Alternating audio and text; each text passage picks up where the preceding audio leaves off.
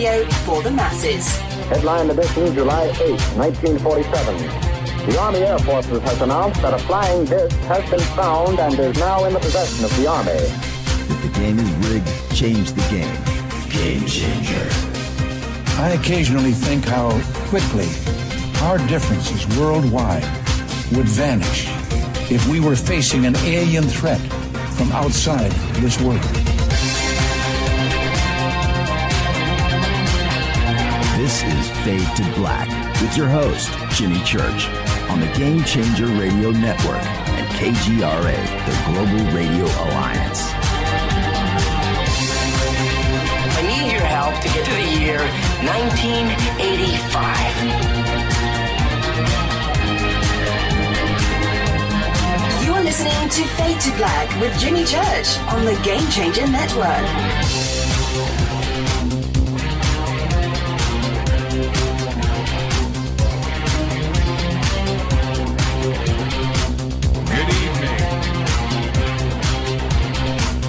Fade to Black,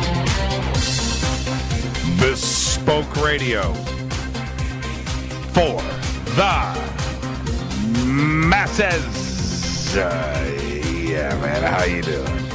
Today's Monday, August 5th, 2019.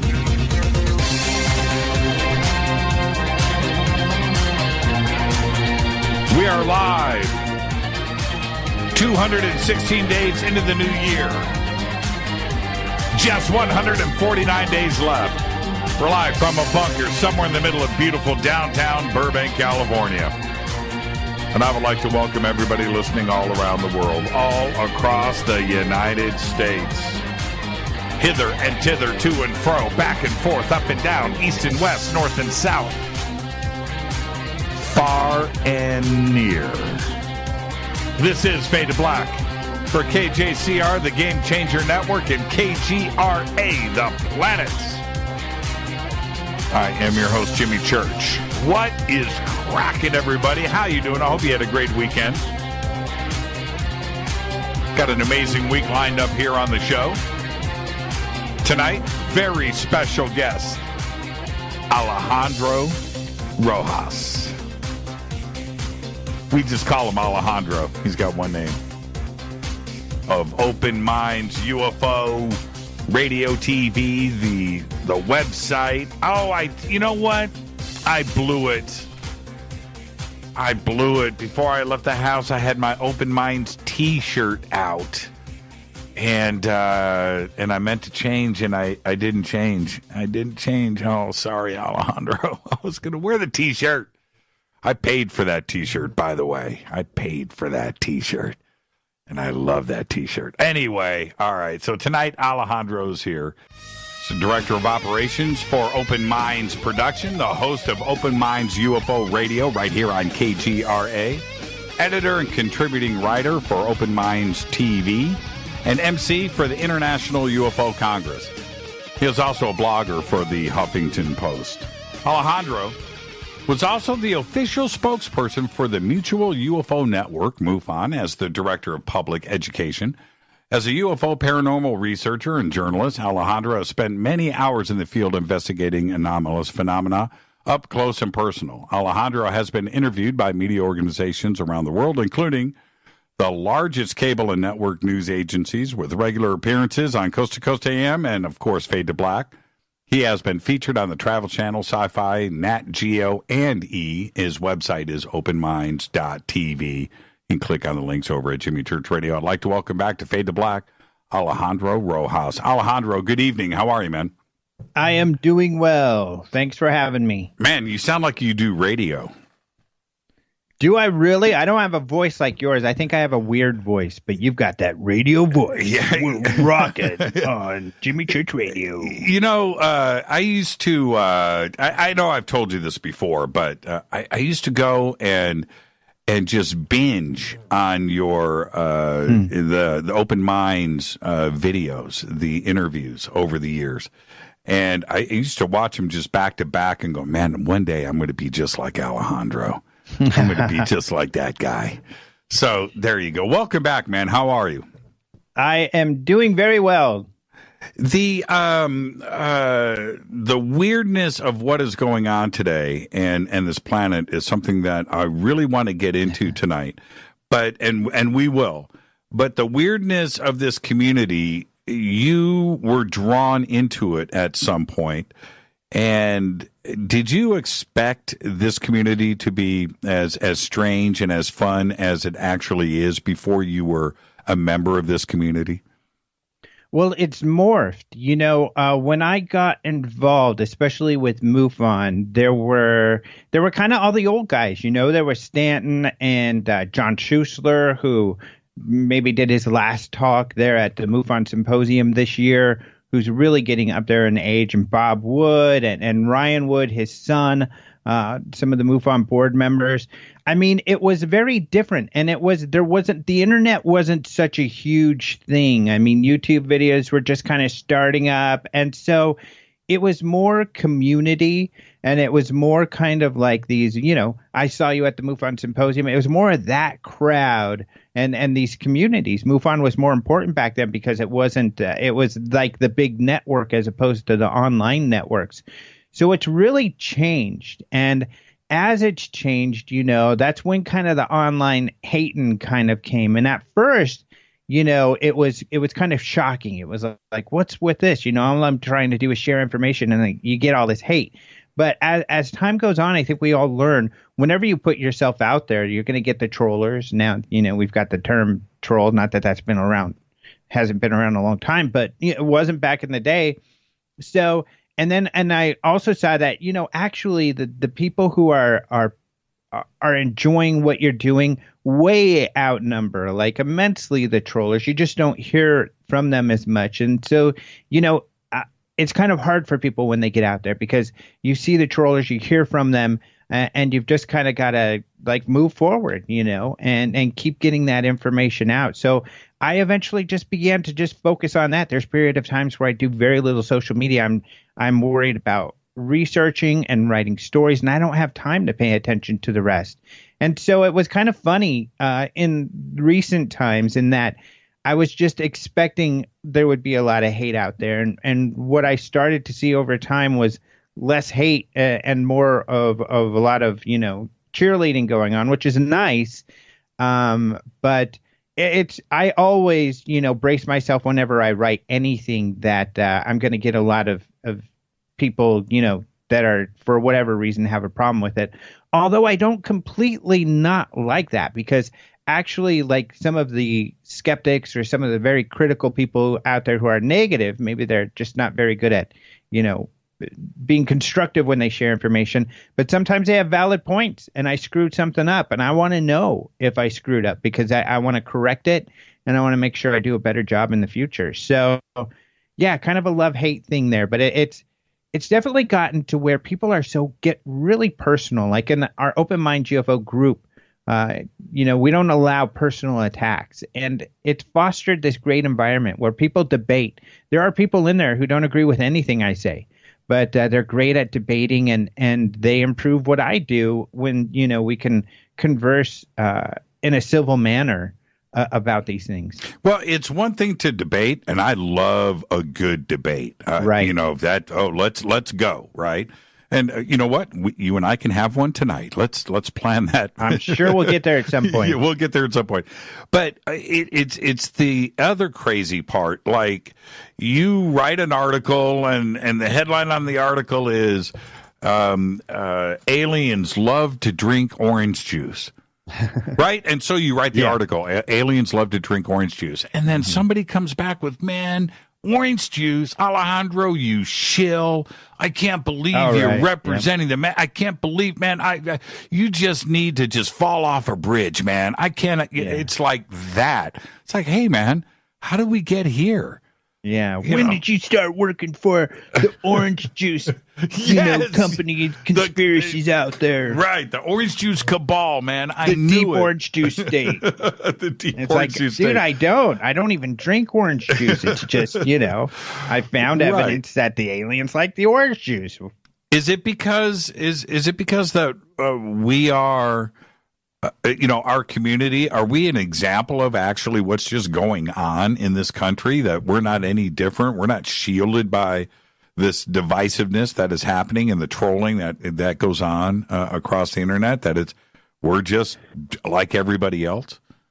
I think definitely like everybody else. I dabble in politics. In fact, I've helped some candidates, and I won't even get into what side of the spectrum. Some people out there who nail me on this on a regular basis already know, and they're probably on there, in the chat saying, "Oh, I know what it is. He's one of those blah, blah, blah." But there's a lot of it there. Whatever anybody says, practically anywhere. I think there's a lot of it in science. Actually, scientists have been trolling each other since the get-go.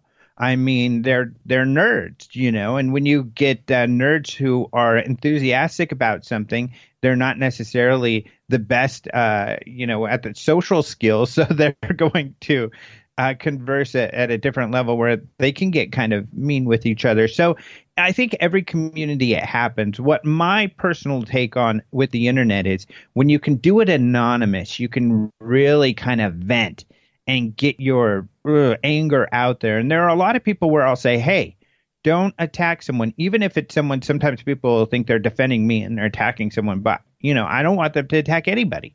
So I'll say, hey, no personal attacks. And a lot of times people say, you know what, I just had a bad day. I'm sorry. I'll delete that post and I won't do it again. So a lot of times people just kind of got to self-check themselves. When you're anonymous and you're online, it's easier to be mean and hateful. And maybe it's just a growing thing that we're all learning how to use this new thing called the internet, and learning how to hopefully one day become more civil on it. But we'll see, I guess. Well, that, and this is what I find very funny, is there are those out there in these different camps who know that you're going to be on the show tonight, and they are like hoping that you and I are going to go at it like they go at it. Mm-hmm. And it couldn't be farther from the truth. And I think that they would all be disappointed, from whatever side of the fence they want to come at us from, that when you and I saw each other last weekend, we had not only a great time and a great conversation, but we were discussing things out there that were pretty controversial. But you and I were just talking like humans, and had a great conversation, and couldn't wait to not only get have a conversation on the show, but to hang out once again with each other. And I think that they would be very disappointed if they knew the actual truth.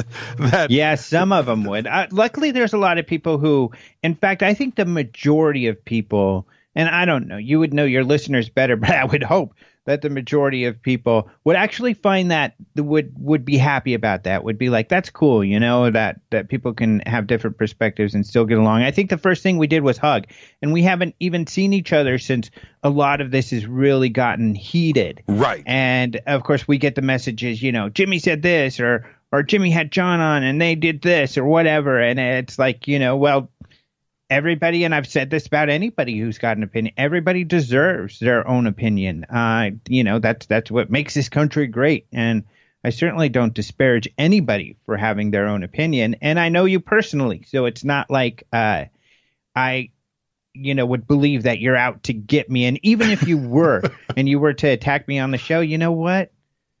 That's cool too, because I get attacked on these shows occasionally. When you get on, people really come at you. Well, what about this? What about that? And that's fine. I'm ready to throw down. Yeah, let's throw down. And see, this is, and I've said this for years.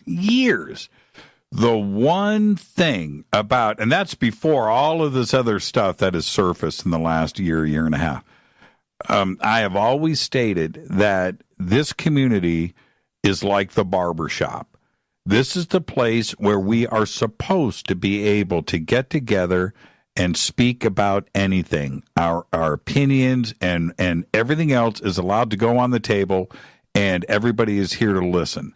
And that's the beauty of it. And the day that stops because people want to censor or say that this person's wrong, or, and get angry, that's not what the UFO community is about, and it's never been. And it's what drew me to this community. was the openness of it. Because before I got involved in the UFO community, before my first MUFON meeting, I was in the closet, Alejandro. You know, I wasn't out there talking about this kind of stuff. I used to hide my UFO videos in my home and my UFO books. If I had company over, I didn't want. Me too. I hear you. Yeah. And once I got involved in the UFO community, I was able to talk about all of this stuff because everybody else was. I had that freedom and I was able to emotionally open up about things that I wouldn't do before. Is that what drew you to the community? No, I think what drew me, I wasn't drawn to the community. I was drawn to the subject and the research more than anything, I think. But I think I also had some good mentors to begin with. I mean, being able to participate, not that everybody was like this, but, with the headquarters of MUFON, because I grew up in Denver and Lakewood, where headquarters was for many, many years. But also Stanton, especially with his passing, it really, at this moment, it really makes me reflect on him being the perfect example of what we're talking about. He loved to debate. If someone had a different perspective, he loved to debate, and he didn't hate them. I don't think he ever, he almost spoke about Phil Klass, for example. It was, I think, wasn't the most ethical debater. I guess I'll put it that way. But Stanton, never really talked bad about him. Seth Shostak, who I believe is more of an ethical, but Stanton loves to debate him and has no problem with him. And even when after years, and finally I had done some research where I'm like, you know what? I'm finding myself disagreeing completely with Stan's perspective on this. And when I shared that with him, the first thing he wanted to do, let's debate it. When can I be on your show? Let's talk about it. He loved to debate. And we did debate. Jeremy Corbell debated him at the UFO Congress. And some people criticized me and said, why did you let Jeremy attack Stanton like that? And I was like, Stanton was having a good time. And when we were done, he had fun. He got excited about that sort of thing, and he didn't hold grudges. And I think he's a perfect example of how this community should be. And I guess what I felt it was when I entered, at least with Stanton as an example. So, and a lot of people can do that. And a lot of people do that. And I think that's what's positive. We got to learn not to take things personal. When someone disagrees with us, there's no problem with that. All of my best friends in this field, I do not, none of us agree 100% on everything. All of my best friends in the world, none of us agree 100% on politics. That's just the way life is, but we still love each other, and that's the way. We don't need to take it personal when someone disagrees with us. And the fascinating thing, Alejandro, is that right now, like today, nobody really knows nothing. Right? We don't know. We don't. Right? It's a great point, and it's one of the things I love when I debate. That's what's great about debating is that typically you learn something. And I always tell people I could be 100% wrong. This is how I've put things together. This is my perspective. But, especially whenever we figure out what the some of the truths are about some of what's going on behind some of what our interests are, there no doubt will be some of the people who we thought were totally way off base are going to turn out to be right. I know. None of us know for sure. I know. And I've said this quote so many times now, but it's worth it. A couple of years ago, Giorgio was on the show, and he said these words, and I've repeated it ever since. He goes, "You know what, Jimmy? When that flying saucer lands and ET steps off and starts talking to us, we're going to find out none of us were correct." Yeah, I think he's right. Yeah, yeah. Yep. And that's the one thing. So with this, unless somebody's got an autographed, embroidered Zeta Reticuli tour jacket, right? Unless you got that, unless you came back with one of those, nobody's an expert here. We've all got our experiences.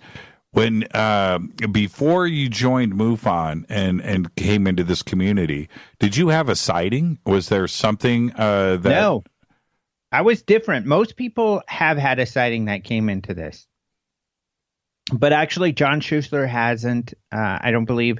And some of you might not know who he was, but he was one of the founders of MUFON. He actually worked for NASA. He was a contractor, but he would have brown bag lunches once in a while to talk about UFOs at like Johnson Space Center. But great guy. He ran MUFON for a period of time. And when I joined MUFON, he was running it. But, where was I headed with that? What was your question? Did you have a sighting? Oh, yeah. He hadn't had a sighting. I don't think he ever had a sighting. I don't think Stanton ever had a sighting. So I'm kind of in that group. I didn't have a sighting. It was just my curiosity, my scientific curiosity. I was really into math and science. I was a rocket science, went into school to be an engineer and aerospace engineer. So rocket science is what I wanted to do. But then I quickly turned to journalism. And then I also, because of my Native American and Mexican background, which is kind of more open to kind of the paranormal, I had an interest, although skeptical. So those were kind of what were my motivations were. I just found it really interesting. And the more I found out was that, the more this was a big story that wasn't being covered well. There was a lot of news here that wasn't getting to the mainstream or being covered. And that's what my motivation was. It wasn't until many years after that I had a sighting, and I've only had maybe 2 or 3, and they're not that interesting, really. I'd love to have better ones. So no, it wasn't a sighting that really drove me. You just mentioned we're going to be heading towards a break in a second. You've had some sightings, and you've also gone out and done an awful lot of research on the subject.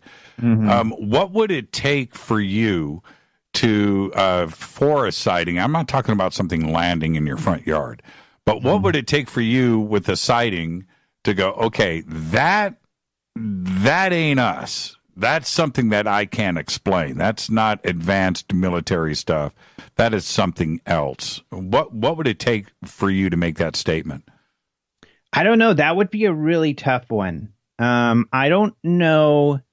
I guess something would have to land, and then something would have to come out for me to go that far. I mean, it would have to be very definitive for me because, when it comes to technology, let's take any major, let's say, black project. We didn't know about it till many years after it was already flying, especially when it comes to spy planes. And so we can't rule those things out all of the, very easily, just by, I would say, maneuverability or the technical characteristics of the craft. So not 100%, I would say, at least. So yeah, it would take something like, landing and the guys coming out and saying, hey, here's your, I heard you were into, you wanted a Zed Reticuli tour jacket, and right. We've got them for sale here. Well, see, we, and I'm talking about you and I, we have acquired a lot of knowledge from interviews. I have done way north of 1,000. You're in the same boat that I am. And so when you do that type of conversation over and over again, you're also learning. So let me ask you about what you've learned. What is your stance on ET visiting this planet in the distant past at least one time? I would say personally, I don't know.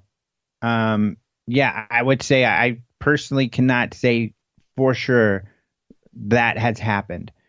I would say there's a lot of mystery out there. And, when it comes to science, which is something else I cover, for Den of Geek, and I've covered it for Huffington Post and others.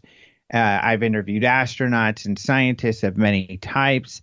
And what's interesting about science, especially space science, is the answers typically turn out to be something we never could have imagined, something that scientists never even thought of to speculate about. This happens over and over and over and over again. So when we get the answer to dark matter, what it is, or even if it exists, or why we even think, because there's certain, observation as to why we suspect there is such a thing. But it could be due to something completely different than what we think it is. And it most likely will be. So at this point, I don't even like to venture without information as to, what it might be, because we just don't know. There's so many different possibilities. I think this is kind of the perspective that Vallée and Hynek brought. And I understand it a lot better now because, there are so many possibilities. We don't know what we don't know, essentially. So, I don't know for sure. I think there are definitely mysteries that we don't know how certain things happened in the past. I think, Giorgio and Childress on Ancient Aliens bring up a lot of great cases where, what the heck is that? How the heck did that happen? I don't know that I would go so far as Giorgio and say it's aliens, but it could be some sort of technology that's lost to the ages. I think it could be a number of things that we just haven't discovered yet. So that's what's wonderful about our world. There's a lot of mystery and there's a lot to discover. What about today? Mm-hmm. What about if they're today? Here now? Are we being visited today? I would again say I don't know. I'm not sure. I would say these technologies, these aircraft that we're observing could be something else. It could be something from the future, could be something, even abductions could be something from the future. Abductions could be a number of things. John Mack didn't even think they were physical, for example, who is famous for, looking into the topic. So, yeah, I would say unless we know definitively, I can't say for sure that I know. The questions are still open. And I think a lot of people are uncomfortable. They want to know. They want to say, nope, it's this, it's that. And they're not comfortable with not knowing. But and you do have to get comfortable to say, I don't know. What do we do? We're going to pick this up when we come back. What do we do as a community, as a society? What do we do with all of the UFO headlines that we've been dealing with for the last year and a half? It certainly seems that the media is comfortable in talking about the subject, which means so many now that haven't thought about it before believe that UFOs are real and are visiting this planet. And that's the effect of mass media, isn't it? Yes, I think you're right. And I think that we have to teach them. I think it's an education process, especially for those of us who know. And we have to be very adamant and staunch. We've got to stand for our position. So, for instance, when this Navy stuff comes out, a lot of people, not that anybody in the Navy said it was aliens, but the headlines say aliens and the interviewers say aliens. And, it's something that, when people are being interviewed, they've got to say, I never said aliens. And they've really got to correct people and say, I didn't say that. What I said is we have a genuine mystery here that we need to figure out. Nobody knows what this is. We do not have this technology. So whose is it? We don't know. And I think that's an example where we have to really start educating the mainstream and the media so they can start to understand this better. And I wrote a story recently, actually, for the Roswell Daily Record, and I put it in my blog where, the media is starting to now say, well, are these Chinese or Russian? Yep. And a lot of UFO people are like, oh, man, what the heck? Why are they saying that? Well, that's a good thing, actually, because now they're starting to see that, hey, there is something here. What is it? Whose is it?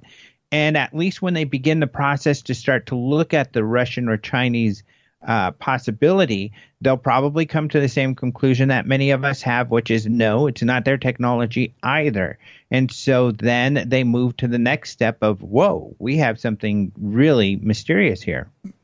When we come back, we're going to continue this conversation right where we're leaving off, because when I have pointed out a couple of times on the air that, UFOs and alien is something that is left out of the conversation when it comes to, to like Harry Reid or anybody else that is taking an official stance here. And then I get bombarded back in social media and email going, no, man, That's all they talk about is UFOs and aliens. They've stated it here and here, and I'm just like, people want to hear and read what they want to hear and read, and not Harry Reid, but Reed.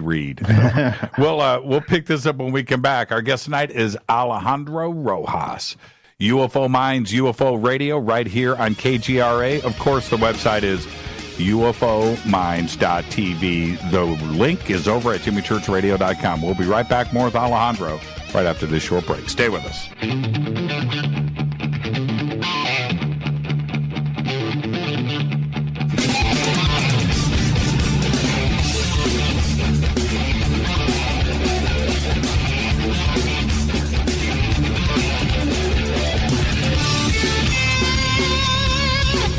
All right.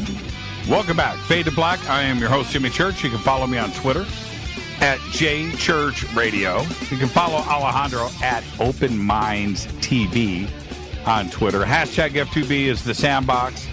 We're going to go through 2,000, 3,000, 4,000 tweets tonight during the show. So come over and join the conversation right there. We have 2 chat rooms open, one over at Spreaker, one over at KGRA The Planet. Our guest tonight, Alejandro Rojas. Alejandro, let me throw a hypothetical out there. You're right. Okay, here we go. This is the hypothetical. Open Minds TV. It's 8 staff members. 4 are ex-CIA and 4 are counterintelligence Pentagon agents. X. Could you imagine what you would have to deal with on a daily basis with people questioning your information? Well, of course, we can see that today, right here and right now. However, to me, that sort of team is extremely exciting because, you know, the UFO community is already there. They already realize that this is a serious issue, that there's a mystery here that needs solving, that people need to be educated on this. They're already there. So, of course, they're going to have some issues. They're going to, and you know what? I use this term, especially when it comes online. The UFO community is best at eating its own. I mean, we always beat up and destroy each other, unfortunately, in that community. So no matter what you do, you can expect a lot of heat. But what's great about that configuration that you just talked about is that it's going to have a larger impact in places that we need to get into. Mainstream media, mainstream science, and some networking and connections inside of the military and inside of Washington. And that's what you're going to be able to get with a team that you're talking about. And then you're going to be able to make some amazing strides, I think. And that's why I would see, because when I'm writing or even when I'm doing a show, I'm thinking that my listeners, they don't know anything about UFOs. Maybe they're skeptical and they're like, what is this UFO thing? I'm going to dip my toe in here and see what the heck's going on here. And that's who I'm speaking to when I'm writing or I'm doing the show. And having a team like that behind me is going to make me even more effective at getting to those people.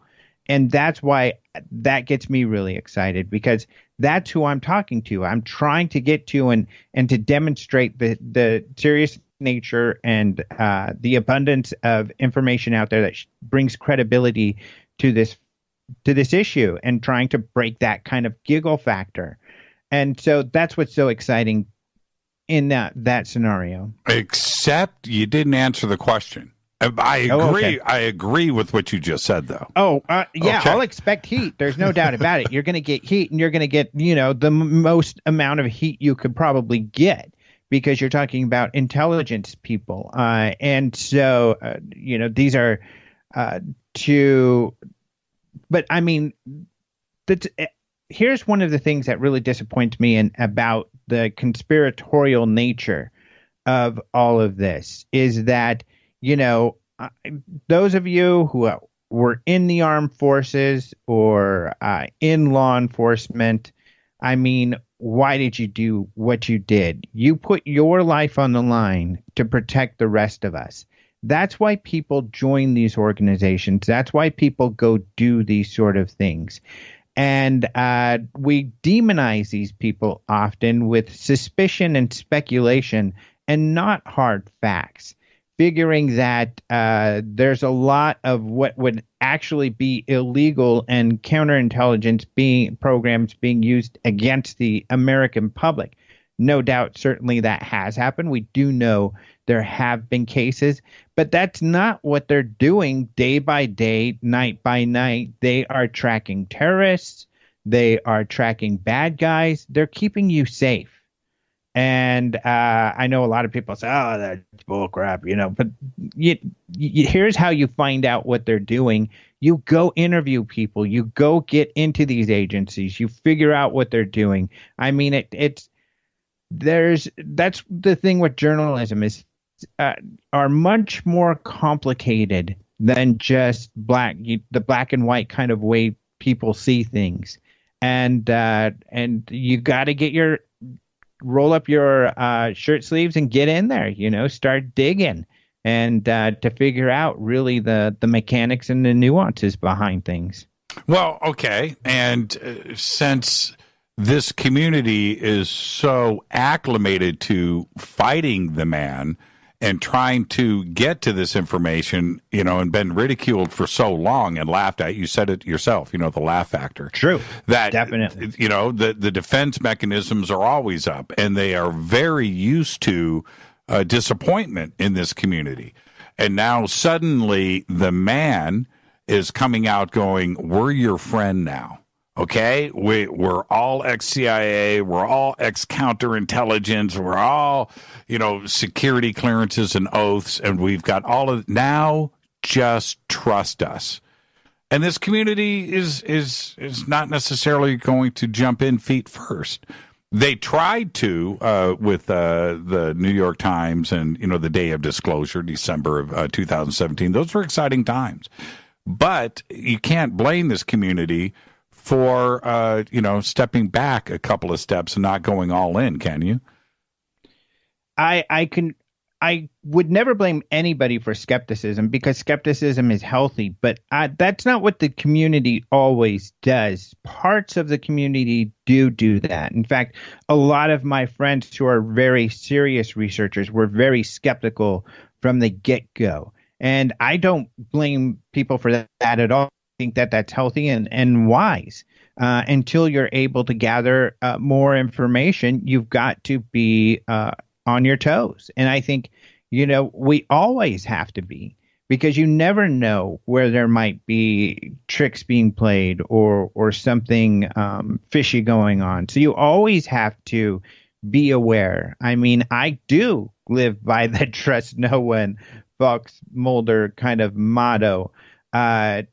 At some level, but at the same time, you also have to make progress. You got to do research. You've got to get in there. You've got to build relationships. I think that, for instance, I'm here talking with you where some people thought, oh, Jimmy and Alejandro, they must hate each other. But, right. Building relationships is really important. Having open lines of communications, even and especially with those who you are suspicious of or don't agree with, because you're not always going to be right, like we talked about earlier, and you're going to need those lines of relationships with people who were right, and or you're going to need insight into, if you want to be ahead of the game, how things went awry. Maybe you'll be able to identify, hey, this is fishy over here, I'm going to keep an eye on this, and then you turn out to be right. You're ahead of the game because you already knew some of these problems that were existing before and you've kept an eye on it. So, yeah, you always have to be on your toes, I think. I totally agree with that. But concepts like the man, who is the man? There is no man. There are millions of individuals working desperate jobs, working with different motives, different agencies, with, it's extremely complicated then to say the man. And this scenario, when you're talking about X, I would say these aren't the man. These are something other than the man. In fact, these are, in some cases, let's take John Alexander, for example, who's part of the mechanism, who is saying, well, I want to know who the man is, even though to the novice, to the layman outside of the system would say, well, you are the man. And he's thinking, I'm not the man. I'm looking for who the man is. It's much more complicated than just to say, everybody's part of some man, the man organization. Right. And the view of many out there, which is the viewpoint right now, the opinion that is out there expressed in the media, and that is coming from TTSA and their PR machine, and coming back into the media, is only going to be from a view that is theirs, an opinion that is theirs, one that has always been tainted in the past. And that is... Who is theirs? Well, but you understand what I'm saying. That's the argument that is out there. At all, actually. I'm trying to understand. So, for instance, when you say TTSA and their PR mechanism, they don't really have a PR mechanism. They have one person who kind of does different jobs to try to get information out. There's very few people trying to wear many hats, trying their best to share, and the media certainly not being on board with that at all. The media being a completely separate entity that has not been aligned with the message, I would say, of what is being. Now, I would say the New York Times was pretty well aligned, but that's one of a rare instance. And that's mostly because Leslie Kean had a very long relationship with some of the individuals that were part of all this. I wouldn't even say George Knapp is aligned with TTSA. He does his own work, even though he has a really long relationship with many of the people. But George Knapp is very independent. They certainly, although there is a perception out there, I can say this, being in regular contact with all of the parties involved, especially George, that, the lines of inquiry that he has pursued, and this is what's frustrating because he deserves a lot of credit. He has developed those on his own. Leslie Kean developed sources on her own, and they were able to pursue and get more information out than they were given from TTSA. There's a lot. If we were left just to what TTSA would share with us, we would probably only have half the story max, especially without the input of Leslie and George. Well, their independent research and work. Yeah. Okay. Putting those two aside, what I the question was, though, that what has been laid out there in the community, that what is coming from TTSA, from the group, the statements, when I say mass media, the news organizations, and what is tied to their PR company. I'll give you the name of the PR company here in a second. With all of that no matter what, it is from their side. And we look at the list of employees, and it has to be tainted. It is their story, their version of events, and that is the concern that is out there. And so, what is your response to that? Could it be tainted? Could it be from one side or not? Like the use of the word threat. That is out there. I guess I still don't get it, because there's the message, certainly the message that To the Stars is putting out there is their own, but that's intuitive. That would be obvious because it's their message, it's their voice, and they're sharing. The information that is being shared with the media is by no means To the Star's voice. I would, besides, especially if you're putting like Leslie and George aside, I don't know who you would be referring to that is parroting what To the Stars is saying, because they're not. Let's take CNN, for example.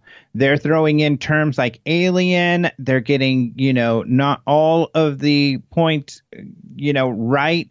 They are interviewing Navy pilots, and certainly they're interfacing and making queries to the Navy outside of To the Stars. They are at times, questioning some of the information, or even, identifying in some cases what they see as discrepancies. But there's certainly, I think, a hefty amount of skepticism coming from most of the media. Tucker Carlson with Fox News is definitely highly interested in what all of these guys have to say, but he's not just interviewing To the Stars. He's also talking to Nick Pope quite a bit, and the pilots themselves. So those are three different perspectives that are being shared. So I don't see personally that, if that's where you're getting at, and that's what I think that you're saying, is that the media is parroting, what To the Stars is saying, and I don't see that at all. Yeah, and the community out there, and certainly to those that will be posting in Twitter about this conversation tomorrow, right, or tonight, are going to say the exact opposite. Well, I'll disagree with you there in that some of them will. No, well, hold on. Let me finish my thought, though. Okay, go ahead. They will say the exact opposite. They will say that it is because of To the Stars and their PR that To the Stars brought the Navy pilots out. To the Stars brought the videos out. To the Stars did the Elizondo, the briefings to the Senate. To the Stars exposed to Tucker Carlson, who took it to President Trump. It's all because of To the Stars. Everything has happened today. And so it's the exact opposite of what you're saying right now. And that's the way that they will always argue their point about To the Stars' influence, which seems to be everything. Because of today, what has happened is because of To the Stars and Chris Mellon and Elizondo and Justice and on and on and on. So that's not me. That's the community speaking. That's some in the community speaking. Certainly not even close to all the community. And of course, we have different communities.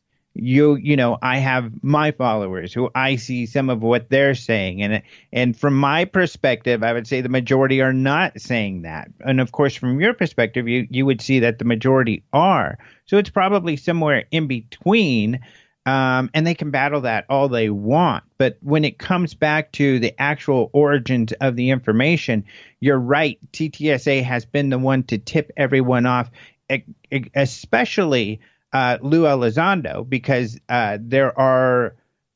we do know, at least I could say I know, Chris Mellon was aware of Elizondo. Certainly all of Bigelow Aerospace was aware of ATIP and OSAP, the two Pentagon programs looking into this stuff, because they were contractors for those programs. So people that were in the know in the Bigelow organization, for example, we talked about John Alexander, who worked with Bigelow. He wasn't in the know, so some weren't.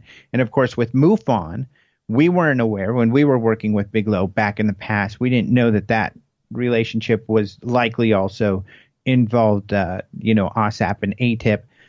But when you're talking about like the pilots have to get permission from the Navy press office before they can come out. So the Navy's the one who's going to sanction the active pilots, such as the related to the newer case, the 2015 Florida case, the Roosevelt. Those they're going to get their directives, or they're from the Navy, about what they could talk about and what they can't talk about. That's the way that works. But just because To the Stars is tipping people off that these organizations exist doesn't mean that they're the ones who are going to be providing all of the information. And I think this is one of the misconceptions that happens. And it to be honest, is just from it's like I said earlier, the case is usually much more complicated than people expect. So, for instance, when Leslie Kean is aware of the story and she gets some information, she goes to Ralph Blumenthal, who she knows is a New York Times writer who is into this topic. And they finally are able to sell the story to the New York Times, who also gives them their top Pentagon reporter. Then they have to begin digging to get a story. You certainly don't want to use one source for everything, and they did not. We know this from the writers, and that's not how the New York Times works. They are skeptical. They're going to say, okay, Lou, sure you did this Pentagon program, but we need to verify that. So then they go to their sources and they vet all of this information, and we're even able to get more sources that were outside of To the Stars and Elizondo. In fact, I know, and this is from interviews that I've done with all of these individuals, mostly online, they were not aware that the New York Times was going to release both of those videos or even get those videos. So I'm not even, from my understanding at this point, they don't even know how the New York Times got those, and they were not prepared for it. If you notice, the New York Times came out first with those 2 videos. To the Stars then later posted their 3, and they, from what I understand, weren't even prepared to post those videos at the time the New York Times article came out. That's so interesting. There are different sources here. Well, are you suggesting then that To the Stars had nothing to do with the Navy pilots coming forward or the videos being released, that had nothing to do with To the Stars? That the New York Times did it on their own? Being displayed to the public, yes. To the Stars, we know that the DOD released the videos. I think that we can definitely, I guess we'd have to say speculate, because we can't say that it's on the record that Elizondo was the guy who made those videos come out. But I would speculate and say most likely that is the case, that, he's the one who identified those and tried to get those out and was successful getting the Navy's permission. As we've seen from the DD 1910 form, and then those videos being then accessible to the public, but they were not the first to release those videos. Of course, one of those videos was leaked early on in 2007. We still do not know who leaked that video. That's right. And then the New York Times was the first to put out those 2 other videos. So the New York Times was the first to share those videos with the public, not To the Stars. To the Stars was the first to show the 3rd video, and so they're only responsible for publicizing, getting out to the public the 1 video as far as that goes. We've got to head towards a break here, but okay. When Chris Mellon's website had the photographs of the DVDs, right? And that went out, you're saying that Chris Mellon didn't supply the New York Times with the videos that he already had in his possession?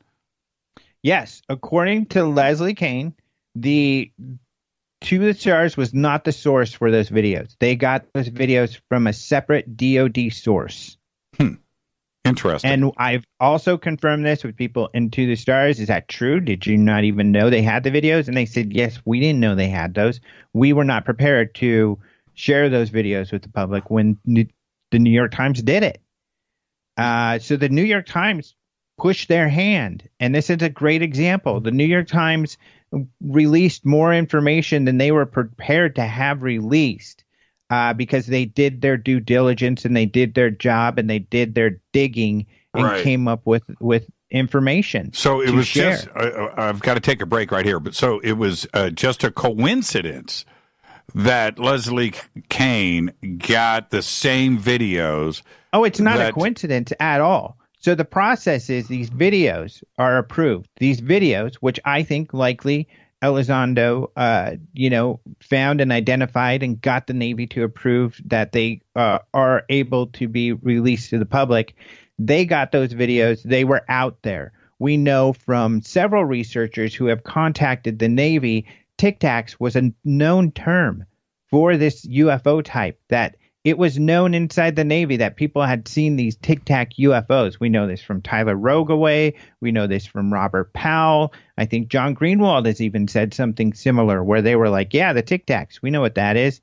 And we know from the Tyler Rogaway article from The Drive that the Nimitz wasn't the only ones who saw this Tic Tac. This Tic Tac has been seen across several different squadrons and pilots over the years. So that was a known thing. So whoever the New York Times talked to was aware of these videos, obviously. And these are the only videos we know of that are purported to be UFOs that are available. So whoever they talked to knew they were available, knew how to get a hold of them, knew that they were able to be released, or maybe didn't, but didn't care, and provided those videos to them. Let's take a break right here. Our guest tonight, Alejandro Rojas.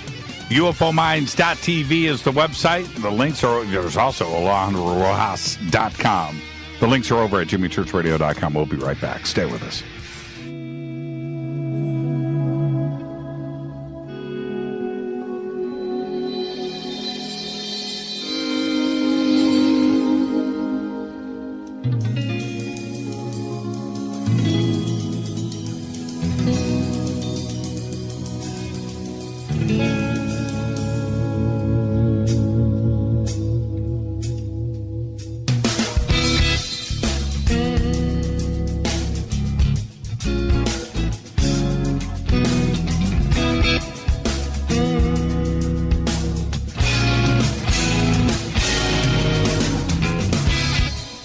Welcome back, Fade to Black.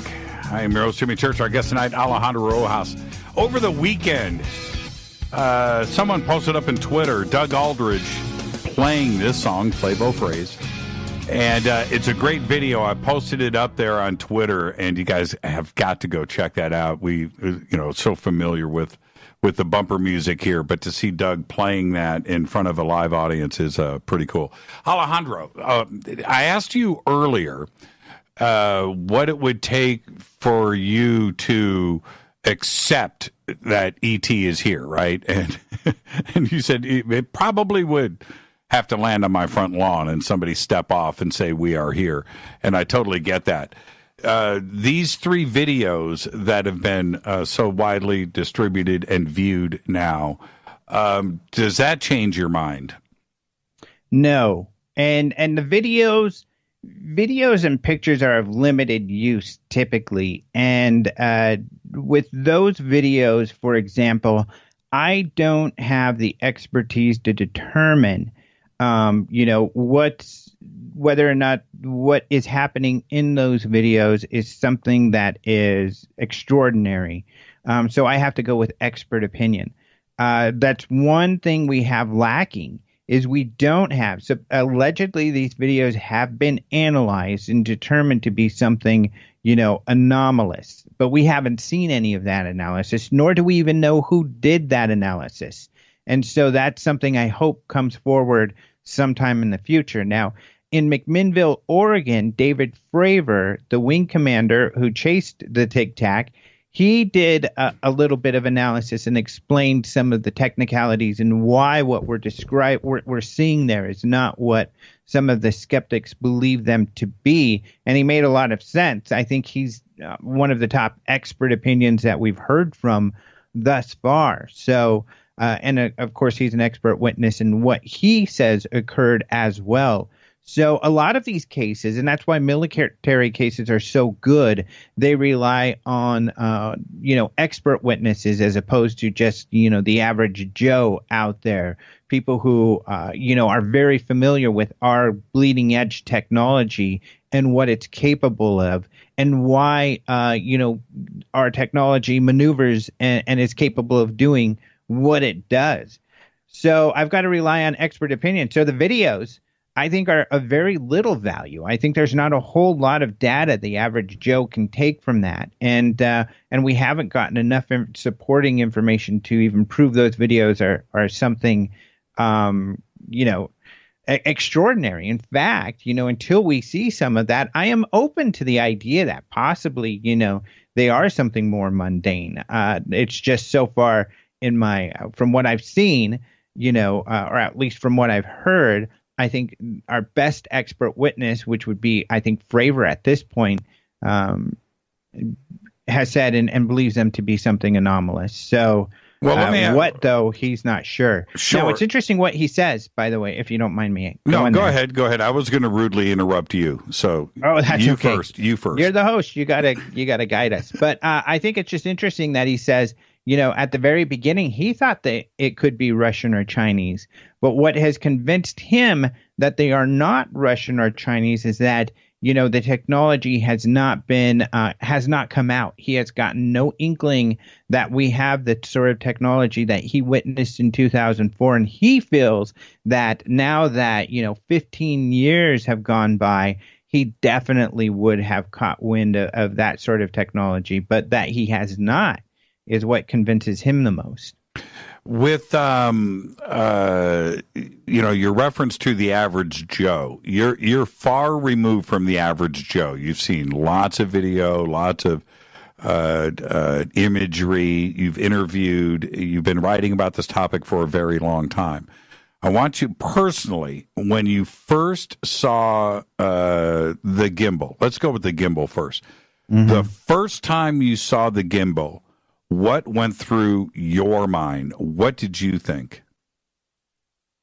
Well, I'll tell you, with all of them, I wasn't that impressed. I was like, I don't know enough to know if this is and I had a little bit of practice. The best training I had as looking at that sort of video was the analysis done by the Scientific Coalition for UAPs, now is what they're called. They did this analysis of this infrared video taken by Homeland Security in Aguadilla in 2009, Puerto Rico. And that was a very good video. I thought that was actually more impressive than probably all three of these videos. And there was a lot of debate on there. And at least I feel, because we've had, and I've written on this, where do the experts lie? Most of the expert opinion we have on that video, I feel, and I've got an article to justify this, is on the edge of that what they saw there was anomalous. And so at least there I had a little bit of practice on IR, what its capabilities are, the movement of the aircraft and how that would affect the perspective of the camera. But I actually had an expert witness who is an IR expert who literally takes those sort of cameras apart and puts them back together. And he, was able to also shed a lot of light on that. On these newer ones, we've got the word of, Elizondo that this analysis has been done, but we still have to see that analysis. So I wouldn't say I was underwhelmed. I was excited in not what I was seeing, but I was excited that this was a piece of evidence that supposedly, experts believed was anomalous. And that's the part that I was most excited about, if that makes sense. Well, again, did you say not enough, to yourself, or did you blow it off? When I first saw the gimbal footage, I was blown away. I mean, I was okay. Well, I was. Mm-hmm. And there were certain members of this community, researchers of note, that came at me really, really, really hard. That this is absolutely a nothing burger. And I went back and I defended the position of the gimbal. Today, when I look at it, it feels like this is just me, this is my opinion, but it feels like the spinning that is going on there is us.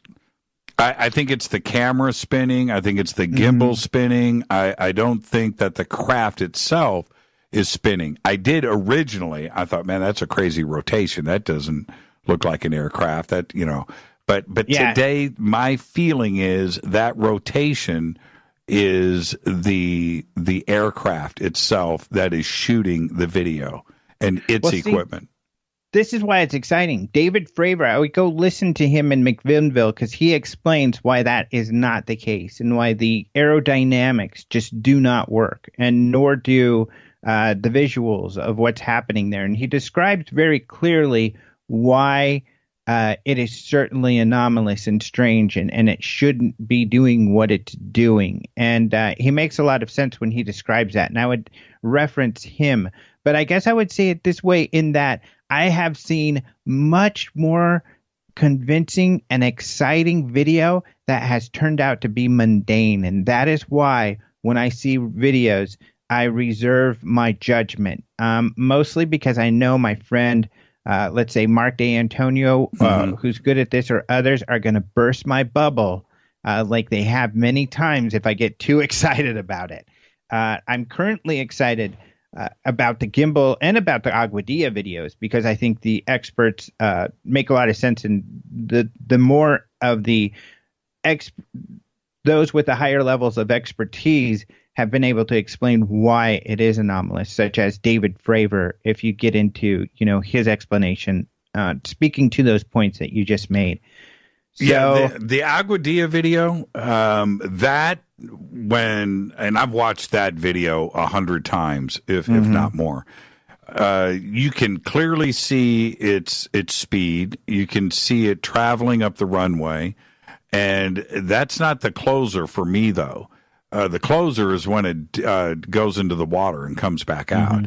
That you can see its motion, you can see it moving, and when it does that, that's when I have to back up and go, okay, now that was strange. Well, I gotta say, a lot of the skeptics and debunkers who debunk the Aguadilla video are applying their and I don't mean this in a bad way. They're applying their kind of amateur, work to these other videos. And I don't think you could do that. I don't think we can be definitive about these videos until we see this other analysis that's out there, because you have to counter that. You have to say, so for instance, why I wrote these pieces was like, okay, if you're going to explain these away, then you have to answer the experts. You have to be able to counter the expert opinions and their descriptions of why they're describing this is the case. You've got to counter that. And most of the time these guys don't. They're, this is, I already proved it. You haven't until you can counter that. And as a journalist, I've got to go with the highest expert opinion, especially if you have more than one. Because I'm not the expert, and I've got to take myself out of it because I have to use the expert opinion because I don't have expertise. I've never flown a jet fighter and I've never used, IR cameras, especially high tech like that. So I wouldn't know, but certainly the pilots and the, what do they call them? I forget, the Wizzos that are flying those jets have done it for many, many hours, and they are experts. Now, what about the complete videos? We're only looking at seconds worth of video here. What about what was shot before and what was shot after, and why is that not released? Why not show the whole video? Well, we're lucky to have anything at all with these videos. In fact, Aguadilla was leaked. I think that the witnesses thought it was okay to leak it, but the DOD or the Homeland Security has said, no, those were not supposed to be leaked. They told us to our buddy there, Devoid, blog out of I forget, Billy Cox, But essentially, they didn't want those released, and these videos were allowed to be released, and they're so short because they're very, methods and procedures, and there's a lot of top secret stuff on those planes, how the planes operate, the procedures, and the way they do what they do. All of this is top secret. When they're doing their training exercises, they are, they're following procedures they don't want the enemy to know, because they don't want the enemy to know what they're up to. So that's why we've got very little of the video. That's the way that it's been described with me. I've seen this in the past, so it makes sense. Somehow, I guess what happened before and after was something that somebody said, no, we can't allow that go out to the public. There's too much information. There's something in that shot that we just can't let the public or our enemies see. Like, what would that be? Certainly, I think Alejandro, it would be verbiage. Anything from verbiage take to the verbiage it could out. Take the verbiage out. Just show us the video.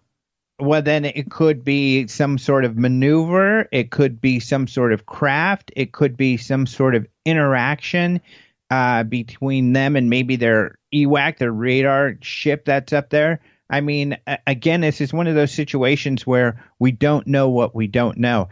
And certainly it could be that they're being overly sensitive, that what comes before and after is not that important to keep secret. And I think there's no one who would disagree that our military has a problem with over secrecy. So I think, we're lucky we got anything. And that's part of the problem. We've gotten so little that we really need to see the rest of that. And it kind of gets back to your other question, because the way it's been described, and I think the way we've seen this play out, and more importantly, is that these guys have said, look, we were able to share a little bit of information, but that's it. So now what we're trying to do is grease the wheels. We're trying to go to, our colleagues. We're going to military leadership. We're going to lawmakers, and we're saying, hey, you're sitting on information that the public should see and needs to see, and you need to share that information. And it's okay to share that information because our pilots are seeing this. This is credible stuff. It's time for this stuff to come out. And certainly we've seen then headway being made. We've seen the Navy kind of coming on board and saying, okay, we're going to participate in getting out more information and making this topic more credible. We've seen an abundance now. Every week for the last few weeks, we've seen a new senator or lawmaker come out and say, hey, I was in a committee where we talked about UFOs, and it is an important topic, and we need to know more. So we are seeing that happen. And we're seeing not just interviews with the president, but obviously, even before the president was asked the question, have you been briefed on this? He was briefed on it, even though he said it was a short meeting, but at least they brought up the topic to him. So this wheel greasing has obviously been very effective. Do you believe that our government, any branch, any agency, anything in Washington, D.C., knows definitively the truth about UFOs and ET and contact and visitations on this planet? I would say no. I think that the more I've looked into and been involved with all of this, the more that had, I was skeptical of that perspective. It's sort of the perspective that John Alexander has pushed forward because he, like I said before, he looked for the man and couldn't find the man. And it seemed to fit even when you interview the military, or where you see that report with the Nimitz. When these pilots got back to the aircraft carrier, they were made fun of. There were people wearing tinfoil hats, and that report was very clear about the attitude of the jokey attitude and people being made fun of. And I've heard over and over again, talking to military witnesses, I never reported that up because I didn't want to be made fun of. I knew one radar operator who worked the DEW line back in the 60s. This is a line where we're watching the Russians were out there, and they tweaked their radars and they were seeing UFOs. His last name was Carter. So whenever they had some anomalous thing zip by that was at a high altitude, they would call up Carter and say, "Hey, we got Carter's contact. Check our radar to make sure it's functioning properly." And they would report that. And they did get a lot of heck. A lot of people came to look at it. And this guy asked some of the other radar operators on the other ships, "Aren't you getting these things too?" And they said, "Yeah, but we're not telling anybody. We're not going to go through that crap." And you hear this sort of thing over and over and over again, that people are not reporting them because of they're not treated well. You read this in Ruppelt's book, how that was a problem with Project Blue Book. He was going out to scientists and others, and they were telling him these incredible UFO stories, and he would say, "Well, why haven't you reported them to us?" And they said, "Because you guys don't take them seriously. The last few years, all you do is debunk our stories. Why the hell are we going to share them with you?" So I think that they most likely, of course, I don't know for sure, I could be wrong, they most likely don't have the full story. They're probably a few steps ahead of us, that's for sure. But why not say it then? Because why do you want to say it? I wouldn't say it if I were them. "Oh, we've got these things flying around. It's our job to protect the airspace, but we can't. So good luck, everybody." No, that's not what I'm saying. Oh, I would love for them to say that. No, what I'm saying is... Oh, me too. But it's not in their nature. What I'm saying is, if they don't have anything about ETs visiting Earth and UFOs, why not come out and say that? ET has never been here. There is nothing. They've never, ever said that. They have.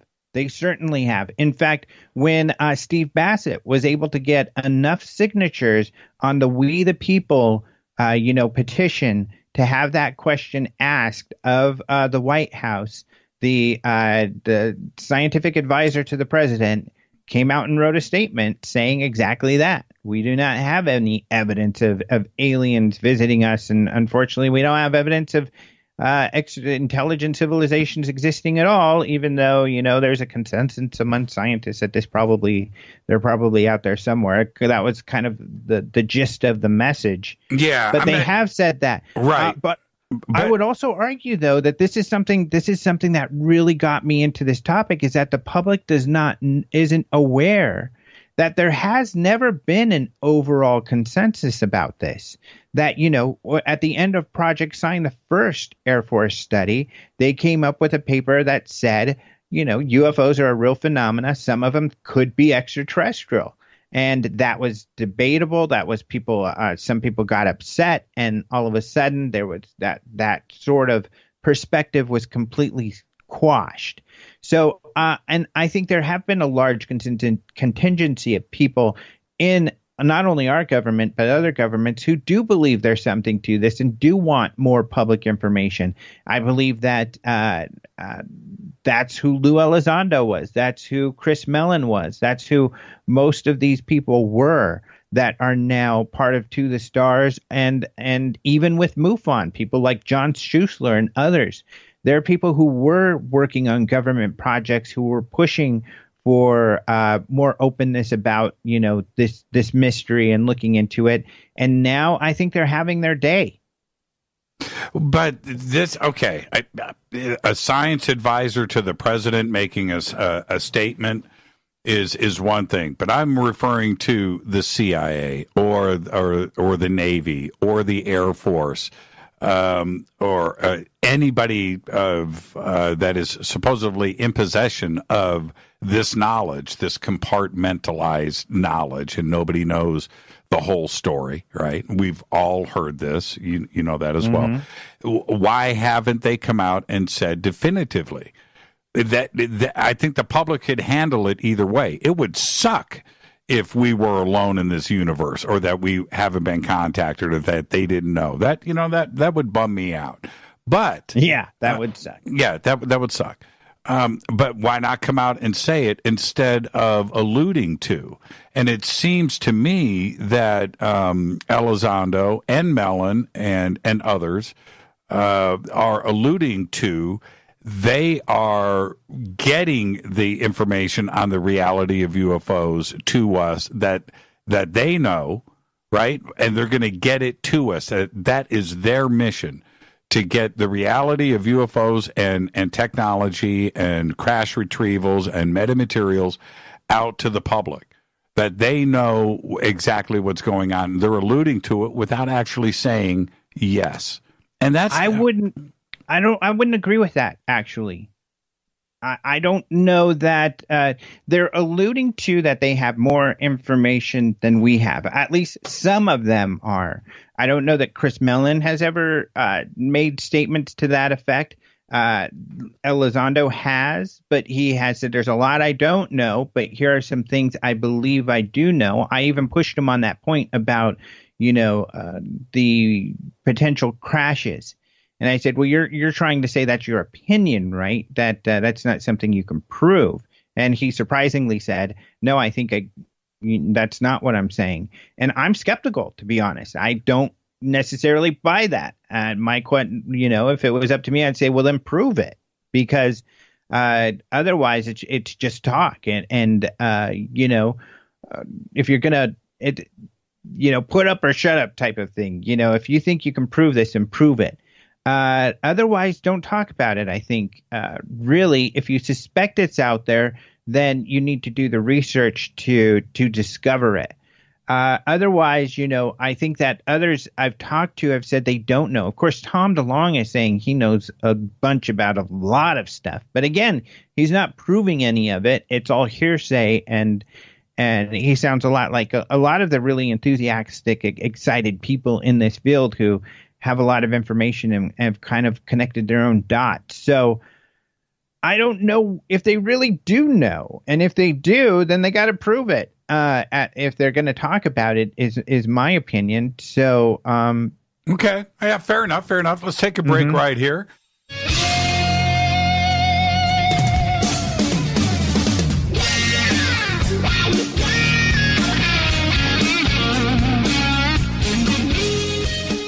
All right, welcome back. Fade to Black. I'm your host, Jimmy Church. I want to thank Alejandro Rojas for coming in tonight.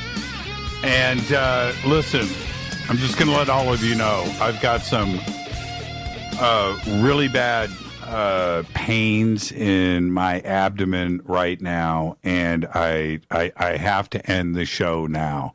And I would like to stay and take phone calls and rap, but I just can't. And so there you go. And I hope that I feel better tomorrow. But I'll be back tomorrow night, and I'll see everybody tomorrow night. And there you go. Okay, so Race, if you're listening, run something else. But this is the situation where I can't sit anymore in this chair. I have to head home. Fade to Black's executive producer is Rita Camurian. Show is produced by Hilton J. Palm, Renee, Dennis, and Bob. Announcers are Steve Harder, Gene Vitello, Mark T. Kovar. Webmaster is Drew the Geek. Music, Doug Aldrich. Intro, Spaceboy, spaceboymusic.com. Fade to Black is produced by KJCR for the Game Changer Network. Syndication is KGRA, The Planet. This podcast only copyrighted 2019 by Fade to Black and the Game Changer Network. It cannot be rebroadcast, downloaded, copied, or used anywhere in the known universe without written permission from Fade to Black of the Game Changer Network. I'm your host, Jimmy Church. You've been watching me grimace all night in pain on the bunker cam. I just can't go. I'll see everybody tomorrow night. Until then, everybody be safe. Go back, Lee Taffy.